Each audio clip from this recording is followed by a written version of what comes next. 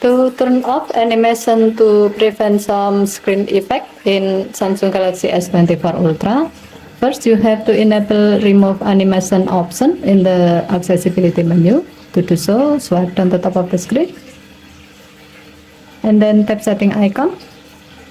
Scroll down the screen to find accessibility. Tap accessibility and then tap vision enhancement.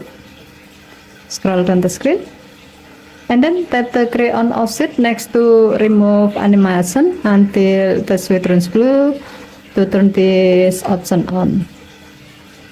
When this option is on, your phone will prevent some screen effect to be played by removing animation.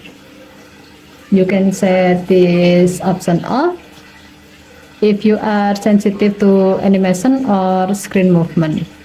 However, you have to remember that by removing animation, in-app animation or some feature like animated emojis will not work.